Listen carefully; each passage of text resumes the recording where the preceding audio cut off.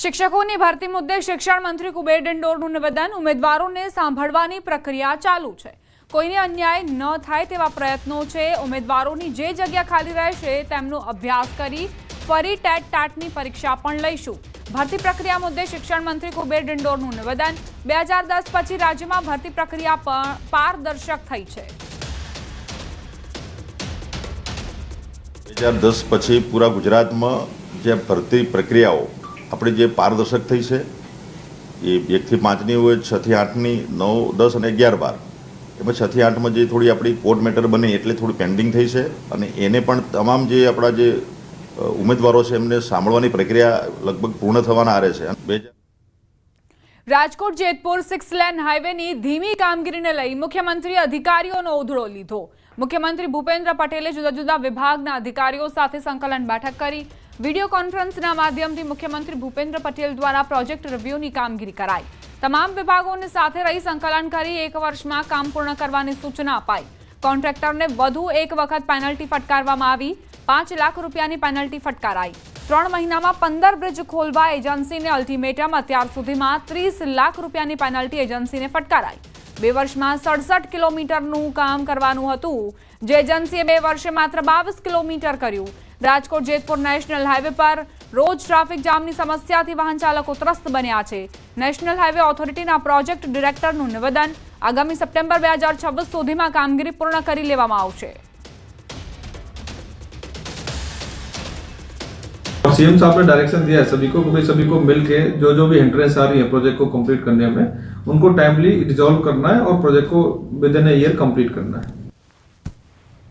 समाचार पंचमहालથી ગણેશ વિસર્જન દરમિયાનનો એક વિડિયો। 2 યુવકો ડૂબ્યા હોવાનો વિડિયો સામે આવ્યો। ડૂબેલા યુવકમાંથી એકનું મોત, એકનો બચાવ। કાલોલના મીરાપુરી ગામે ગઈકાલે ગણેશ પ્રતિમા વિસર્જન દરમિયાન 2 યુવક ડૂબ્યા હતા। ઉત્સાહભેર શ્રીજી પ્રતિમા વિસર્જન દરમિયાન યુવકો ગોમા નદીમાં પ્રતિમા સાથે પાણીમાં ગયા હતા। પ્રતિમા ડૂબાડ્યા બાદ સ્નાન કરી રહેલા યુવકો પૈકી 2 યુવકો પાણીમાં ડૂબતા જ ઉપસ્થિત સૌએ બચાવ કામગીરી હાથ ધરી હતી। ડૂબેલા 2 યુવકો પૈકી 1 યુવકને બચાવી લેવામાં સફળતા મળી, જ્યારે 1 યુવકનું મોત થયું હતું।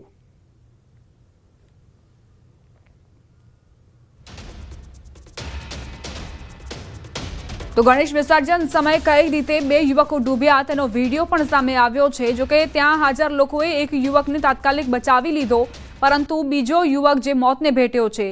આ દ્રશ્યો ખરેખર તમામ ભક્તો માટે લાલબત્તી સમાન છે, કારણ કે ગણેશ મહોત્સવ ચાલી રહ્યો છે। વિસર્જન દરમિયાન એક પણ બેદરકારી એ ભારે પડી શકે છે, તમારા જીવન પર જોખમ સર્જી શકે છે।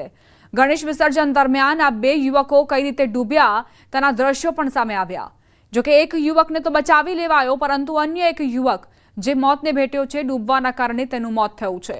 સંવાદદાતા રાજેશ જોશી જોડાઈ ગયા છે વધુ જાણકારી સાથે। રાજેશ, કઈ રીતે આ દુર્ઘટના ઘટી?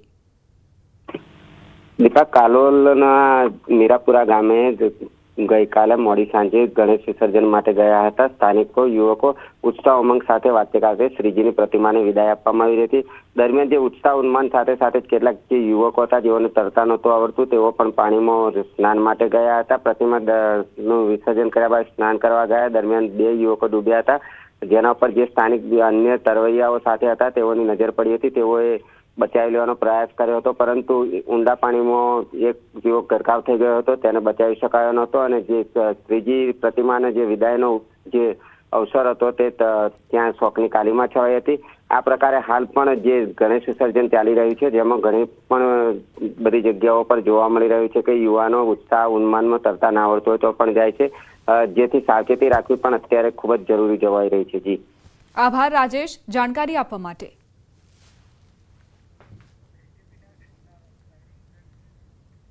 સમાચાર અમદાવાદથી નારોલ વિસ્તારમાં ફાયરિંગની ઘટના બની। પ્રેમીએ પ્રેમિકા પર ફાયરિંગ કર્યાની પ્રાથમિક વિગત સામે આવી। ફાયરિંગમાં પ્રેમિકાને સામાન્ય ઈજા પહોંચી। પોલીસે આરોપીની ધરપકડ કરી। નારોલ પોલીસે સમગ્ર ઘટનાને લઈ વધુ તપાસ શરૂ કરી છે। અમદાવાદમાં કઈ રીતે ગુંડા તત્વો બેફામ બન્યા છે, આ ઘટના તેનો પુરાવો આપી રહી છે। એક વિસ્તાર નારોલ વિસ્તાર જ્યાં ફાયરિંગની ઘટના બની। પ્રેમીએ પ્રેમિકા પર ફાયરિંગ કરી તેવી પ્રાથમિક વિગત પ્રાપ્ત થઈ છે। આ પ્રેમીને કાયદો વ્યવસ્થાનો કોઈ જ ડર ન હતો, તેણે પોતાની પ્રેમિકા પર ફાયરિંગ કરી લીધું। જો કે પોલીસે આરોપીની ધરપકડ કરી લીધી છે। નારોલ પોલીસે સમગ્ર ઘટનાને લઈને આગળની તપાસ હાથ ધરી છે કે આખરે આ પ્રેમી કેમ વિફર્યો હતો અને તેણે કેમ ફાયરિંગ કર્યું, પ્રેમિકાને જ કેમ શિકાર બનાવી.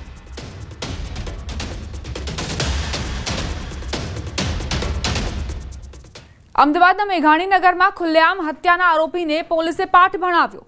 આરોપીને ક્રાઇમ બ્રાન્ચ ઘટના સ્થળે લઈ ગઈ અને રિકન્સ્ટ્રક્શન કર્યું. કાગડાપીઠ પોલીસ સ્ટેશનમાં અપહરણની ફરિયાદ નોંધાઈ હતી. અપહરણ કર્યા બાદ મૃતકને મેઘાણીનગરમાં આવેલ પટણીનગર પાસે માર મરાયો હતો. લાકડી ધારિયા જેવા હથિયાર સાથે આરોપી પર હુમલો કર્યો હતો.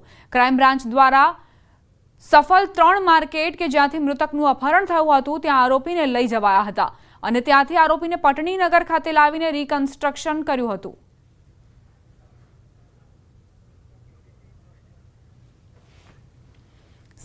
સમાચાર અમદાવાદથી. અસામાજિક તત્વો ફરી બેફામ બન્યા છે. ગીતા મંદિર બસ સ્ટેશન પર તોડફોડ કરી. એસટી પોલીસ ચોકીમાં યુવકે તોડફોડ કરી બસ સ્ટેશનમાં આતંક મચાવ્યો. કાગડાપીઠ પોલીસે તપાસ આરંભી છે.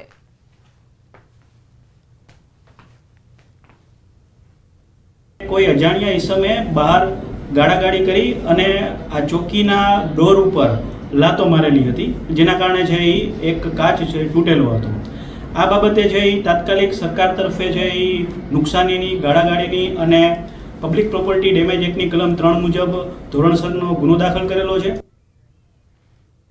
વલસાડમાં થયેલી 11 લાખની ચોરીનો ભેદ ઉકેલાયો. વલસાડ જિલ્લા પોલીસે મહારાષ્ટ્રના મુંબઈના કલ્યાણથી એક આરોપીને ઝડપી સળિયા પાછળ ધકેલી દીધો છે.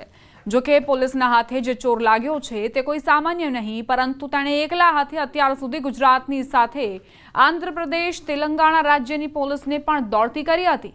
બંધ ફ્લેટનો દરવાજો તોડી 4.95 લાખ રૂપિયા રોકડ અને 6.16 લાખની કિંમતના સોના ચાંદીના દાગીના મળી 11 લાખની ચોરી કરીને આરોપી પલાયન થઈ ગયો હતો. ત્યારબાદ પોલીસે તપાસનો ધમધમાટ તેજ કરતા મુંબઈના કલ્યાણ વિસ્તારમાંથી આરોપીને સકંજામાં લઈ લીધો.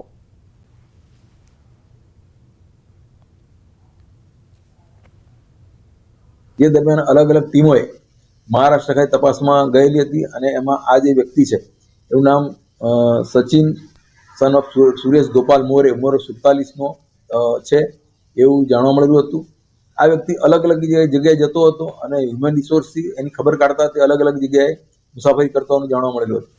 જે દરમિયાન ડોંબિવલી ઈસ્ટ કલ્યાણ મુંબઈ ખાતેથી આ વ્યક્તિ આવેલો છે અને ત્યાં પોલીસ સ્ટેશન જે લાગે છે એ કોલસાવાડી પોલીસ સ્ટેશન છે.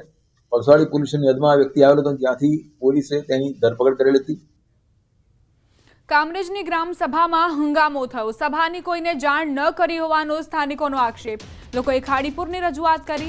રખડતા ઢોર, પાણી સહિતની મુશ્કેલીઓની રજૂઆત. સરપંચ અને ડેપ્યુટી સરપંચ સભા છોડીને જતા રહ્યા.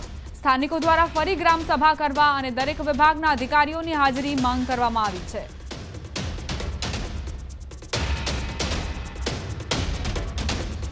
કામરેજમાં ખાસ ગ્રામસભાનું આયોજન કરવામાં આવેલ હતું, જેમાં લોકો દ્વારા પ્રશ્નો ઉઠાવાતા ચાલુ ગ્રામસભામાંથી તમામ પદાધિકારીઓ અને અધિકારીઓ જતા રહેલા છે. અમે અહીંયા આવ્યા ત્યારે અમને ખબર પડી કે અહીંયા ગ્રામ પંચાયત સભા છે. અમને ખબર જ નથી પડતી કે અહીંયા ક્યારે ગ્રામસભા યોજાય છે, બરોબર.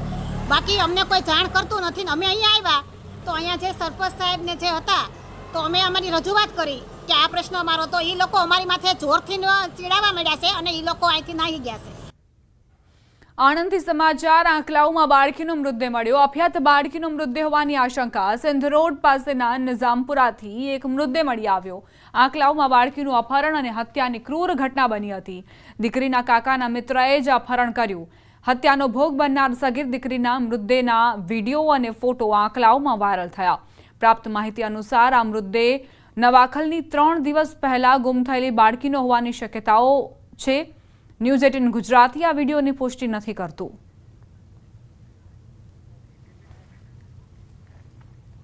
સાબરકાંઠાના પ્રાંતિજના વહોરવાડ વિસ્તારમાં એક વૃદ્ધે 6 વર્ષની બાળકી સાથે શારીરિક અડપલા કર્યા હોવાની ઘટના બની હતી. પોલીસે લંપટ વૃદ્ધની ધરપકડ કરી. ઘટનાની વિગતવાર વાત કરીએ તો આ વૃદ્ધ વહોરવાડ વિસ્તારમાં કોલ્ડ ડ્રિંક્સ અને આઈસ ગોલા વેચે છે.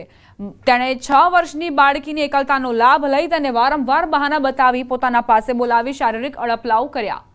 આવી હરકત કરતા બાળકી ડરી ગઈ હતી. બાળકીના માતા પિતાને બાળકીની હરકતો અજુગતી લાગતા તેને પૂછતા બાળકીએ સમગ્ર હકીકત જણાવી. તે જે સ્થળે જે સ્થળ પર રમતી હતી ત્યાં બાળકીને લઈ જઈ તેના માતા પિતાએ ઓળખ કરાવતા બાળકીએ વૃદ્ધ અબ્દુલ રહીમને ઓળખી બતાવ્યો. હાલ